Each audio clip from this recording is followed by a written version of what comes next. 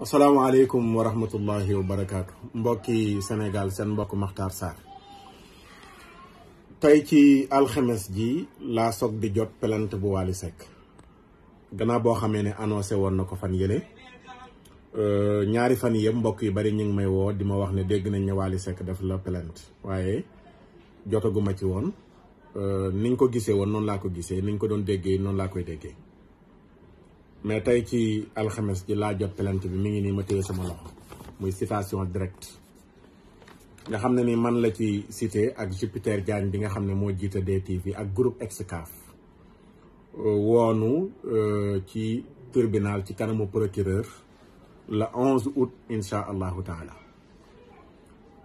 ma leen di wax nag ne jot naa ci ak xol bu sedd guy ni ma ko bindee sama page Facebook ak kontaan lool waaw ak kontaan lool bi ma jotee plainte ak citation directe ci lan laa ko jotee ci waaru diine ci lan laa ko jotee ci dénoncer lu bon ci lan laa ko jotee ci bañ ñu promouvoir ak ngóor jigéen ci Sénégal bañ ñu promouvoir ak ngóor jigéen ci Sénégal en tant que Makhtar Sarr nag mi nga xam ne coordonnateur bu ànd sàmm jikko yi man maay vice coordonnateur bi ma jotee ci citation bii nii Ababacar Mbuub dem nañu gisee woote réunion bu jàmp ba ànd sàmm jikko yi dajee nañu waxtaan nañu lañ ca jël ci dogal incha allahu taala coordonnateur dana ci ñëw ak taxawaay yi ñu ci war a amal waaye ma leen di wax rek di leen fàttali ne leen maa ngi conscience bu tranquille yëgu ma ne sax ku tudd Wally Seck mi ngi dund tey laa soog di xam ne Ibrahima Wally Seck la tudd bi ma gisee citation bi ñu bind ci turam may wax la mu waxoon dafa waxoon bi muy def vidéo bi ne bu ko kenn ñaan njekk ci pour mu dellu ginnaaw ci li mu nar man it maa ngi waxaat lu ni mel ne ñaanloowuma kenn njekk sama digganteeg Wally Seck Wally Seck moo porté plainte Makhtar Sarr ñu war a dem ci yoon na doom neex ndeyam na doom neex ndeyam yëgaluma sax sama yaram ne porté nañ ma plainte conscience bu tranquille la am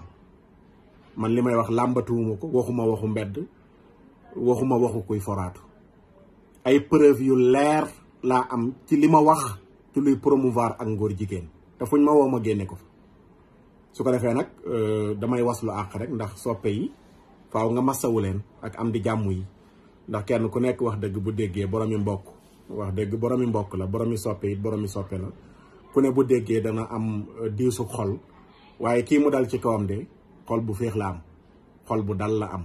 xel mu dal la am ba tax na incha allahu taala ñu ngi wéy di doxi suñuy soxla bu soobee yàlla ñu ngi wéy di def lu ñu war a def li ñu war a def bokk na ci danañu jël ñu ni tamit suñuy avocat ndax fi ñu woo moo ko laaj mais nag avocat bu mag bi jël nañ ko ba noppi muy jalla jalaaluhu wa abda kamalu rabbu samawati wal ardi rabbu samawati wal ardi kooku lañ def muy nekk suñ premier avocat te jël nañ ko ba noppi in tansurullaha yansurkum ñun loolu la ñu gëm dañoo gëm ne li ñu nekk ci waaru yàlla la ñu nekk comme suñu premier avocat suñu borom lay doon loolu moom mooy li jiitu la nga xam ne nag moo koy formuler ci mbirum avocat ci biti danañ ko jël su ko defee nag lu mu laaj rek incha allahu taala ñu def ko du ñu dellu ginnaaw du ñu reculer du ku nuy xoqatal du ku nuy xuuxal pour ñu dellu ginnaaw dañu yor benn agenda boo xam ne dañ koy dérouler mooy dañoo bëgg Sénégal zéro góor jigéen bañ fee taxawal loolu lañ bëgg vers criminaliser ngóor jigéen ci la ñu nekk Wally Seck ku ndaw la ci biir li ñu tax a jóg taxuñoo jóg sax dañoo wër mbooleem réew mi lañ wër dem ci mbooleem xalif généraux yi ñu jox ñu seen kàddu jox ñu seen baat tey li may dénoncé di bañ ñu promouvoir ngóor jigéen Touba dañ ci ànd ak man Tivaouane Ndiassane Thiénaba jàngu bi Bois Sacré bi association islamique yi ñëpp danoo ànd ak man ci li may dénoncé ngir bañ ñu promouvoir ngóor jigéen ci Sénégal kon nag kuy waxee ci làmmiñu ñi ma tudd ñëpp doo rëkki la doo dellu ginnaaw du Makhtar Sarr lañ amal affaire waaye ñi Makhtar Sarr di waxal te loolu incha allahu taala dana feeñ balaa yàgg jërë ngeen jëf ñu ngi jéggalu bu baax a baax kàddu yi wasalaam